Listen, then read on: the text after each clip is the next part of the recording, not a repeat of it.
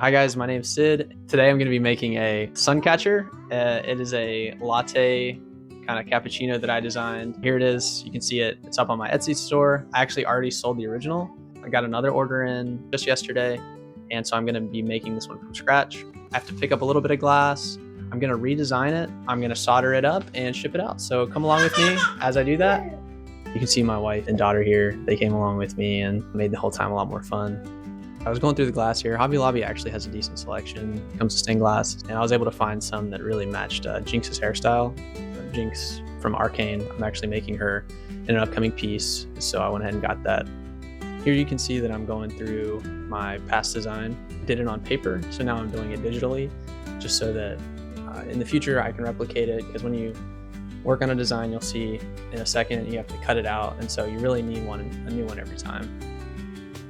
So here I'm taking design I just made, printing it off, numbering it, and then cutting it out. I actually print it onto sticker paper so that I can put the stickers right onto the glass, and it helps with cutting and grinding. So here I am sticking it to the glass. You try to kind of configure it. It's like a little Tetris puzzle, making the most efficient to waste as little glass as possible, but there's always some waste, and that's okay. There's some fun things you can do with the scraps. Have tons of scrap, and I've actually made entire pieces from the scrap, so never really wasted. Here I am cutting. I'm not the best cutter. I use way too much force when I'm cutting, but I just like to get really accurate lines. I definitely broke a few pieces while I was cutting these, especially some of the older glass I have, like the white textured. It really likes to crack along its like seams, and so I was cutting against the seam because that's the way I wanted the grain to go. Probably lost like 2 of those, so eventually did get it though. That's this one right here.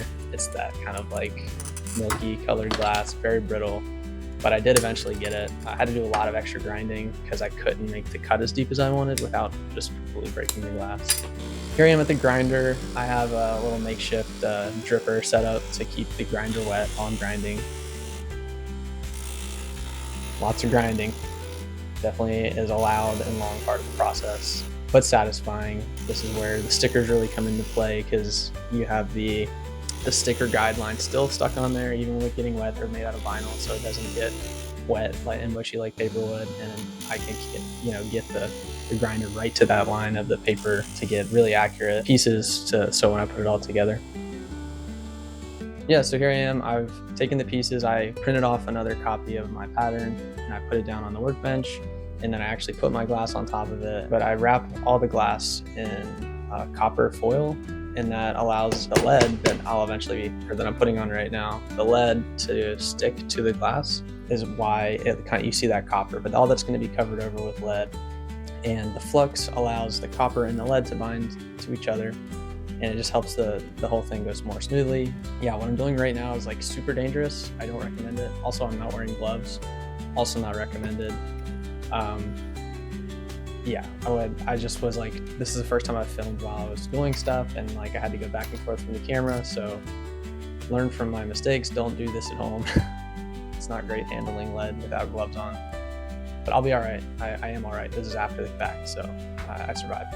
So here's me soldering, just going down everything that has the copper foil, creating a nice even bubble as you go along, because this is the finished look. This is the aesthetic part, so we want to make sure to really get that line nice and smooth.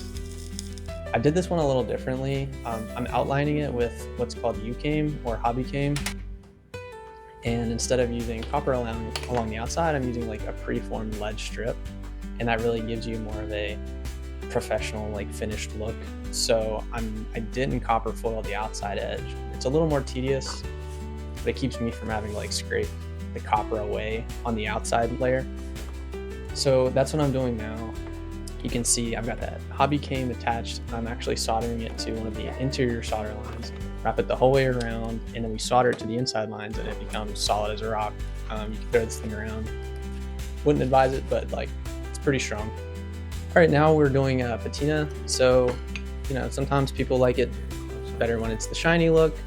This patina though just speeds up what's going to happen anyway, because lead plus time equals oxidation. It's eventually going to turn black like this. So by doing it early, you get a nice even oxidized look, and it just looks more professional. You can leave it silver the way it was, but again, it'll eventually get spotting and oxidation. And this is really the best way to do a piece. Had a lot of fun making this. This is the second time I've made this design, and I'm looking forward to designing new pieces. I do all this from home. This is my home workshop, and I really do have a lot of fun making it. If you have any questions, leave them in the description. And then also check out my Etsy page. I'm always going to be adding new designs. If you ever have like a idea for a commission or something you'd like made, feel free to reach out and we can work on it together. You saw my design process, so I can trace things the way I traced my old pattern, or I can draw them freehand. And like I said, I have a Jinx piece that I'm working on. It's going to come up in a future video. And this is who made me a Glass Daddy, because I'm the name of my Etsy store is Glass Daddy Designs, and this is my little girl. Hi. Don't touchy. Well, okay.